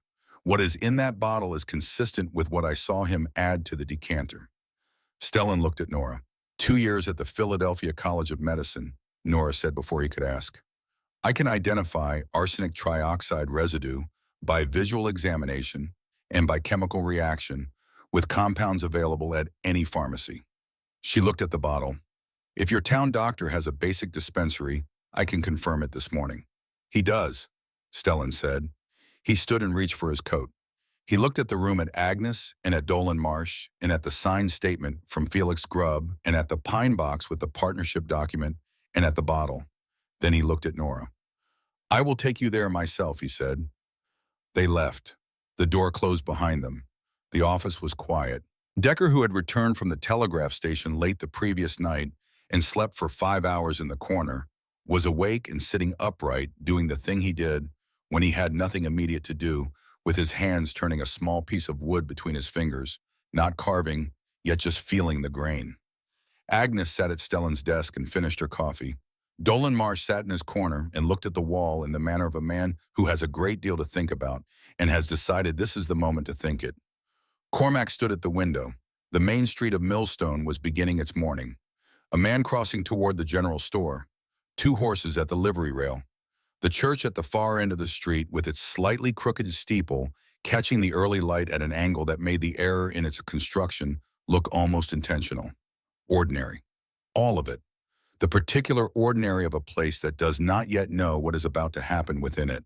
He heard Stellan and Nora return 40 minutes later. He heard their footsteps on the boardwalk before the door opened, and he read in the quality of those footsteps the pace of them, what the answer was before Stellan spoke. Stellan came in and looked at the room. Arsenic trioxide, he said. Dr. Mercer confirmed it. Residue consistent with a lethal concentration. He will testify to that effect. He looked at Nora. She was standing very still. Her hands, which had been steady through everything through 11 days of running and 2 days over a mountain pass and a night in a ranger station, and everything before and after, were not quite steady now. She did not try to hide it. She let them be what they were. It is real, she said. Quietly, not to anyone in particular. To herself, perhaps. To the 3 months of running that had preceded this moment. It is actually real. It has always been real, Cormac said. She looked at him. Her eyes were bright in the way that comes not from tears about to fall, but from something loosening that has been held too tight for too long, from the particular relief of a truth that has finally found the room it needs. I know, she said, but knowing a thing and having it confirmed by someone with the authority to confirm it are different experiences. He understood that. He had his own version of it, the partnership document in the pine box that he had been carrying for 5 years, and that had always been true and had also always been, in practical terms, just a piece of paper until this moment when it was becoming something else. Stellan was already at his desk writing. Judge Harker arrived on the morning of the second day. He came alone, which was not what the town had expected. Word had moved through Millstone the way it always moves through small towns, quickly, and with the particular urgency that attaches to events that feel consequential, and there were people who had anticipated the formal apparatus of a territorial hearing, with clerks and bailiffs and the accumulated furniture of official proceedings. What came instead was a single man on a gray horse 60 years old and heavy-set with a white beard trimmed close and eyes that sorted things rapidly into categories he had seen before. He read the materials Stellan had assembled for 2 hours before speaking to anyone. Stellan had been thorough. The 1868 partnership agreement with Thomas Finn's signature. Felix Grubb's sworn statement about the bottle where he found it, when in what condition. Dr. Mercer's written finding regarding the arsenic trioxide residue expressed in precise medical language that committed to exactly what the evidence supported and no more. Agnes Dover's written account of the evening of November 1st signed and witnessed describing what she had observed at the sideboard. Dolan Marsh's 4 years of records organized by date and subject covering the range of operations he had conducted at Harlan Voss's direction. And Nora's own statement, which she had written herself in the long, careful handwriting of someone trained to observe and record without embellishment. Judge Harker read all of it. Then he called Harlan Voss's lawyer into the office, for Voss's lawyer had arrived in Millstone the previous evening, and gave him 90 minutes to review the materials and prepare a response. The lawyer came back in 90 minutes with a folder and an expression that told Cormac, watching from across the room, that the man had spent the 90 minutes understanding that the architecture of the case he had prepared was sitting on a foundation that was no longer intact. The hearing took place in the church because it was the only space in Millstone large enough to hold the people who needed to be present. The church was full. Farmers and shopkeepers and miners and their families filled the pews and stood along the walls. They were quiet in the way people are quiet when they understand they are watching something that matters. Not the performing silence of ceremony. The genuine silence of attention. Agnes Dover sat in the front row. She had been given fresh clothes by the wife of the hotel owner, a woman named Mrs. Harding, who had appeared at the deputy's office that morning with a folded bundle in a manner that indicated the matter was not open for discussion. Agnes sat with her back straight and her hands folded and her eyes on Judge Harker. Dolan Marsh sat 2 rows behind her with his record book open across his knees and his expression of a man who has made a difficult decision and is now engaged in the less dramatic but more sustained work of living with its consequences. Felix Grubb sat at the far end of the last pew near the door. He had positioned himself the way a man positions himself when he wants to be able to leave quickly if the calculation changes. He stayed. Harlan Voss sat at the front on the right side with his lawyer beside him. He was smaller than Cormac had constructed him over 5 years of sustained anger, narrower through the chest with an unremarkable face and the particular composure of a man who has spent decades making decisions that harm people without ever having to be present for the harm. He had the composed surface of someone who has never had a serious reason to doubt that the world would arrange itself to accommodate him. He had not yet understood that it would not this time. Judge Harker called Agnes Dover first. She walked to the front of the church and stood before him and told the truth. The same truth she had told in Stellan's office, in the same sequential and precise and unembellished way, delivered in the same even voice. She did not look at Harlan Voss while she spoke. She looked at Judge Harker. When she finished, Harlan Voss's lawyer rose and questioned her for 20 minutes. He questioned her about her position in the room, the angle of her view, the lighting conditions at the sideboard at that hour of the evening, whether she had consumed alcohol that evening, whether she had discussed her account with Nora Voss prior to giving it, whether she had any personal reason to hold animosity toward Harlan Voss. He was skilled. He was thorough. He found no opening because there was none. Agnes answered every question with the same patient precision she had brought to her account. She did not become flustered. She did not become angry. She did not qualify or retreat from what she had seen. She had been in that position for 19 years. She knew what the light was like at the sideboard at 7 in the evening. She knew because she had stood in that position at every formal dinner for 19 years, and she paid attention to everything because paying attention was what her work required. When the lawyer finished, Judge Harker looked at Agnes for a long moment. "Thank you," he said. "Your account has been entered into the record." Agnes walked back to her seat. Mrs. Harding, sitting beside her, put a hand briefly on her arm. Dolan Marsh came next. He opened his record book and read from it directly, date by date and order by order, in the flat, steady voice of a man reading aloud from a document he has memorized. But wants the court to understand was contemporaneous, written at the time the events occurred and not reconstructed after. He read the instructions he had received in 1869 regarding the alteration of the Stone Creek Partnership Agreement, the name of the lawyer Cresswell, and the nature of the instructions given to him, the arrangements made to relocate the county clerk, the records of meetings with Voss in 1874, in which the dinner at the governor's residence was discussed in terms that left no ambiguity about what was intended. He read the note in the margin of the page that described the evening of November 1st. Wine. Personal. Harlan Voss's lawyer objected where he could. Judge Harker overruled where the record was clear. The objections became less frequent as the reading continued, and then they stopped entirely in the last third of the book, where Dolan's records were most specific and most detailed, because by then, there was nothing left to object to that would not make matters worse. Dr. Mercer presented the physical findings regarding the bottle in the language of medical evidence, committing to exactly what the evidence supported, which was substantial, and stopping there. When it was Nora's turn, she stood and she spoke. She described the dinner and the arrangement of the evening.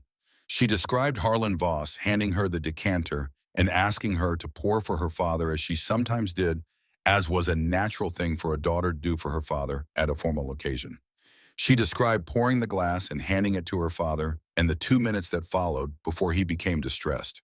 She described 11 days of running. She described waking in the dark on a stranger's shoulders on a mountain she did not recognize, understanding she was alive. And that alive meant there was still something to be done. She did not look at Cormac when she said that, but he felt it. She described her 2 years of medical study and the identification she had performed on the residue in the bottle and what that identification meant in terms of what had been added to the decanter on the evening of November 1st. She did not hide anything. She described the fact of being the person who had held the decanter and poured the glass and handed it to her father. She stated it plainly because it was true and because the only path through the truth was through it, not around it. Cormac stood against the wall at the back of the church and watched her stand there and say the hardest thing in the clearest way she could find, and he thought of Clara, who had said once that the hardest truths were the only ones worth saying because the easy ones took care of themselves. He was watching someone else do exactly that. When Harlan Voss's lawyer rose to address the court, he was still skilled and still thorough. He raised procedural objections regarding the admission of Dolan Marsh's records. He questioned the chain of custody of the bottle. He noted that Agnes Dover's account, while emotionally presented, was singular and unverified by any independent second witness. Judge Harker listened to all of it. Then he asked Harlan Voss if he wished to speak. Voss stood. He straightened his coat. He looked at the room with the composed expression he had maintained throughout and spoke for 12 minutes. He was articulate and measured, and he constructed in real time a version of events that accounted for each piece of evidence by explaining it as misunderstanding or misidentification or motivated fabrication by people with reasons to damage him. He was very good. In a different room with a different judge and a different configuration of evidence, he might have been good enough. He was not good enough today. When Voss finished, Judge Harker looked at him for a long moment. Then he opened his ledger and wrote in silence for several minutes. The church was very still. When he looked up, he read from what he had written. "I am issuing the following findings," he said. "First, the warrant for the arrest of Nora Callum Voss is hereby suspended pending full retrial of the original charges in a court of proper jurisdiction on the grounds that material evidence exists which was not available to the original proceeding and which substantially alters the evidentiary picture."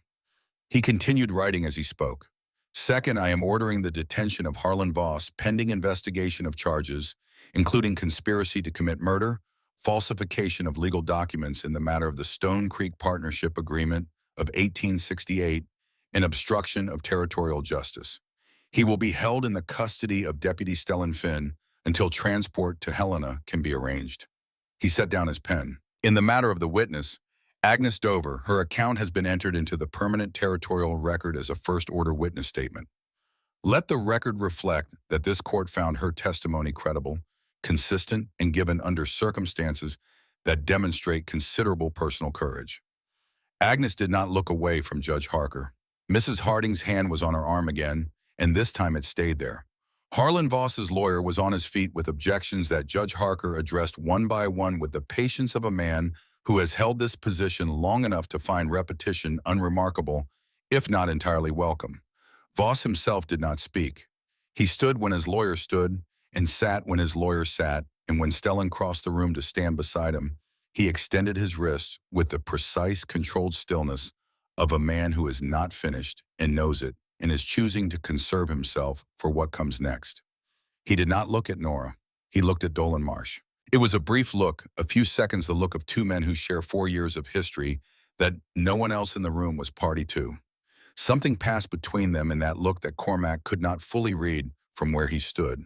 Then Voss looked away, and Stellan let him out, and the church began to empty in the slow, thoughtful way that churches empty after events that give people things to carry home. Cormac stayed at the back wall until the room was nearly clear. Then he walked out into the afternoon. The winter light was the particular flat gold of late afternoon in Montana in December, low and honest, and not trying to be anything it was not. The main street of Milverstone was quiet, people moving through it with the subdued energy of a community that had just witnessed something and was still deciding what it meant. He heard the church door behind him and knew from the footsteps who it was before she came to stand beside him. Nora. They stood together, looking at the street without speaking for a while. "It is not finished," she said finally.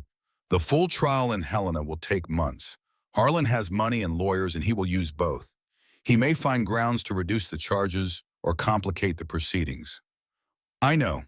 I am not naive about the limits of what happened today," she said. "What happened today was the beginning of a process, not the end of one. Today was enough," he said. "Today was what needed to happen today." She looked at him, then at the street.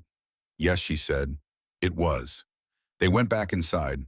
Agnes and Stellan were at the desk discussing the practicalities of the days ahead in the businesslike way of two people who have recognized each other as competent and are proceeding from that recognition.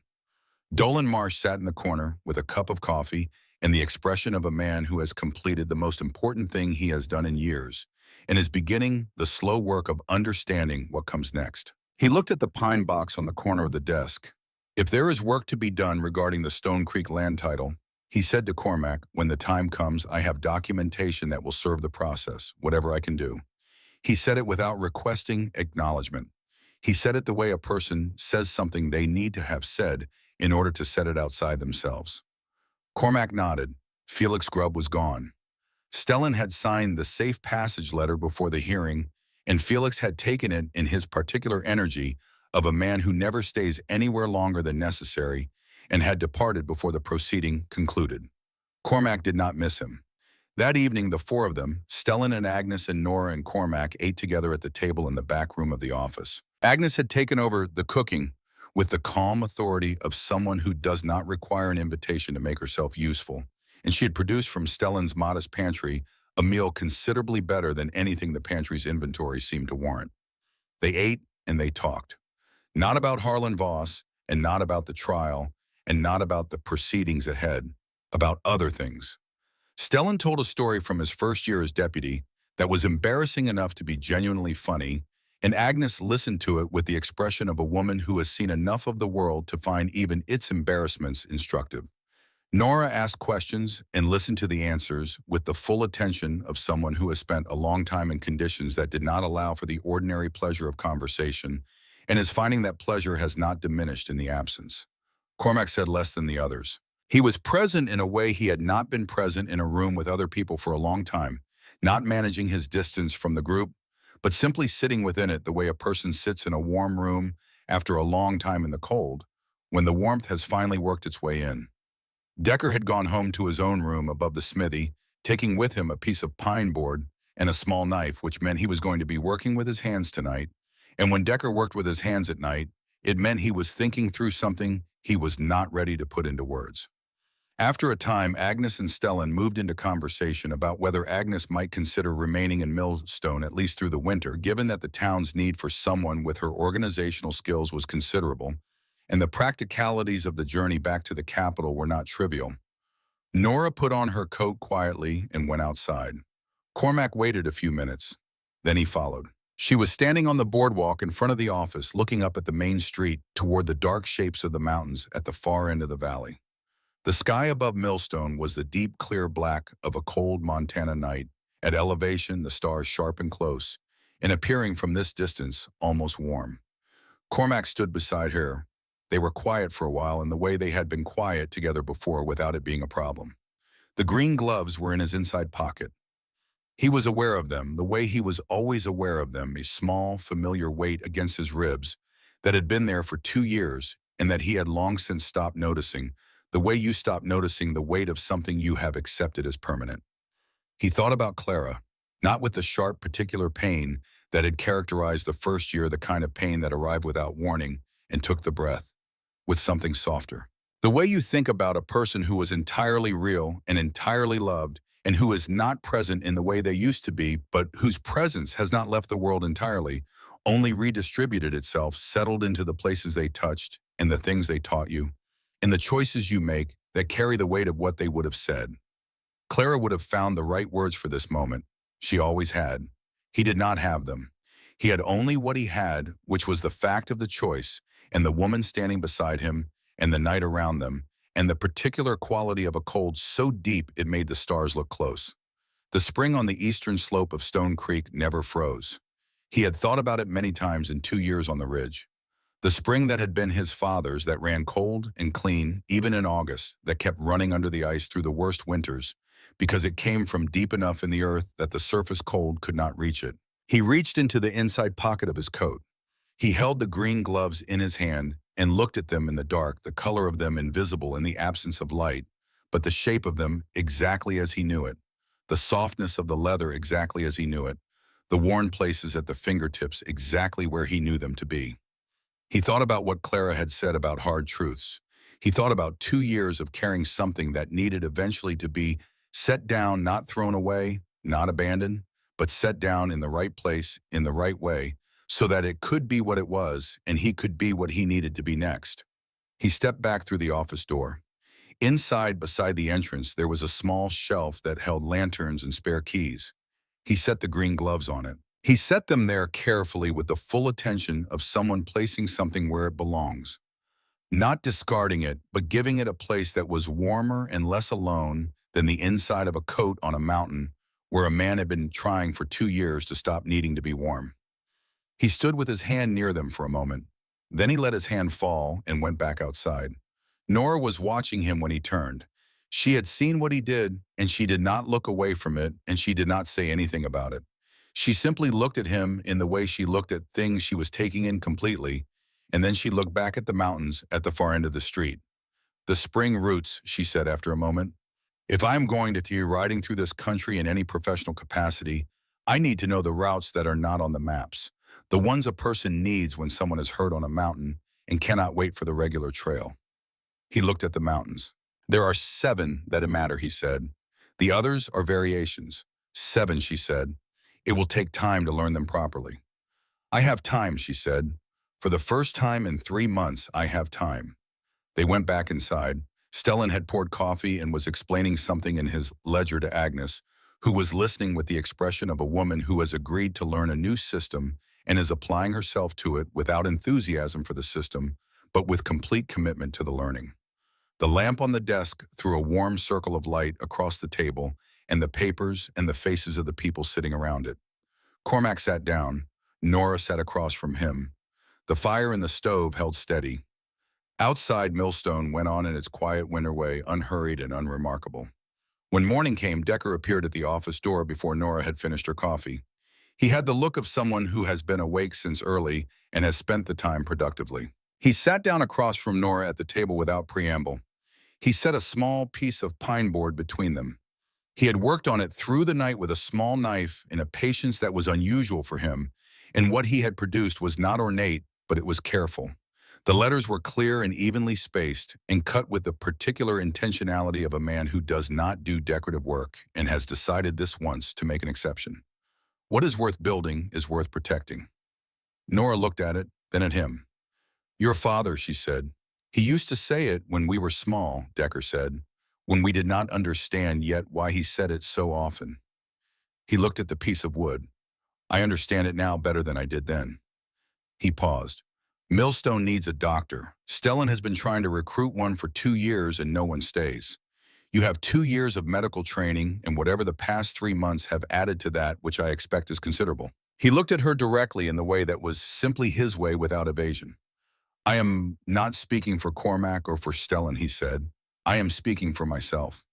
When you came here, you came as someone else's, intended to start a life arranged by someone else. I want you to know that there are reasons to stay that belong entirely to you and to what you choose, not to anyone else's arrangement. Nora was quiet for a moment. She looked at the piece of pine board and the letters cut into it by a man who did not make decorative things and had made this one. That is the most words I have heard you say. At once, she said. Decker almost smiled. It may be the most words I have said at once in several years. He sat back. You do not have to decide anything now, I know, she said. She picked up the piece of pine board and held it. I will keep this.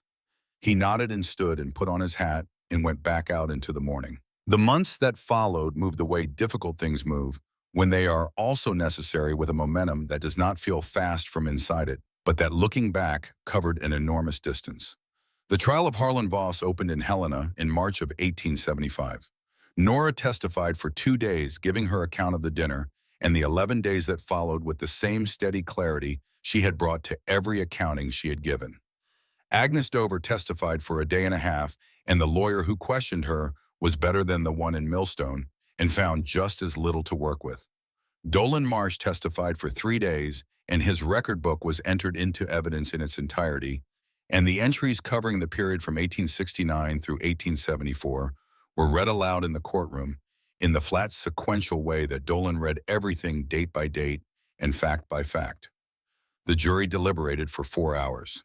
The conviction covered all primary counts. Nora received the news by telegraph in Millstone, where she was between patients in the small office she had established in partnership with Dr. Mercer, who was 63 years old and had been trying to retire for 3 years, and had found the prospect considerably more attractive once someone capable arrived to share the work. She read the telegram once and set it on the desk and finished with her patient before she allowed herself to stop and hold what had happened. Agnes Dover remained in Millstone. She organized the medical office with a precision that Dr. Mercer described more than once, and to anyone who would listen, as the most thorough administrative system he had encountered in 40 years of practice. Stellan Finn was appointed sheriff of Millstone County in the autumn of 1875 by a vote that was not close. Dolan Marsh spent 3 weeks at Stone Creek in the spring, working on the framework of the new structure Cormac was building on the land that had been formally returned to the Finn estate through a title review proceeding initiated by Judge Harker's referral and supported by the documentation Dolan had provided. He came with his tools and asked for nothing and left when the work he had committed to was done. Felix Grubb was last heard of in the Oregon Territory, which suited everyone. On a Saturday in late May of 1875, Nora rode the lower trail from Millstone to Stone Creek, for the first time alone, without a guide. She knew the 7 routes that mattered. She had learned them through the winter and early spring riding with Cormac on the days when the weather permitted, and studying the maps he had drawn for her on the days when it did not. She arrived at Stone Creek in the early afternoon. She tied her horse at the post outside the new cabin, which was not finished, but was far enough along to be a real structure with walls and a roof and a window on the eastern face that would catch the first light in the morning. Cormac was working on the fence along the southern field. He heard her coming from a distance by the particular sound of her horse's gait on the frozen ground, which he had learned over the winter, the way you learn the sounds of things you pay attention to. He set down his tools and stood and waited. She walked down from the cabin to where he was standing by the half-finished fence at the edge of the field, and they looked at the valley together. The creek was running full with snowmelt clear and fast over the stones. The willows along the bank had gone to yellow-green with the early leaf. The spring on the eastern slope was running cold and clean, the water catching the afternoon light as it moved. Clara would have liked this, Nora said, the way it is now, coming back to itself. He was quiet for a moment. She would have liked it very much, he said. She liked things that kept going despite everything. The creek ran over its stones below them, carrying whatever the winter had brought down from the mountains toward whatever the valley would make of it. I found the lower trail without any difficulty, Nora said. I expected you would. You know it as well as I do now. I know the 7 that matter, she said. She looked at him. You said the others are variations. They are. I will need to know those too eventually. For the work. There are places in this country where someone can be hurt, and the variation is the difference between reaching them and not. He looked at the creek and then at the eastern slope where the spring ran, and then at her. The summer trails open in June, he said. Some of them. The high ones not until July. Then July, she said. We start with the high ones, he looked at her. The valley held them in the particular quiet of a place that has been through something hard and has come through it to the other side where the creek runs clear again, and the willows come back, and the spring on the eastern slope, which has never stopped running because it comes from too deep in the earth to be reached by anything, the surface can do to it, catches the light of a May afternoon and throws it back without diminishing. We start in July, he said. They stood there together for a while in the long light of a late spring afternoon in Stone Creek Valley, and the world around them went on in its unhurried way, the creek and the willows and the spring and the mountains behind all of it, holding everything that had happened here and continuing. Regardless as the world does, as the things worth building do, as the things worth protecting do.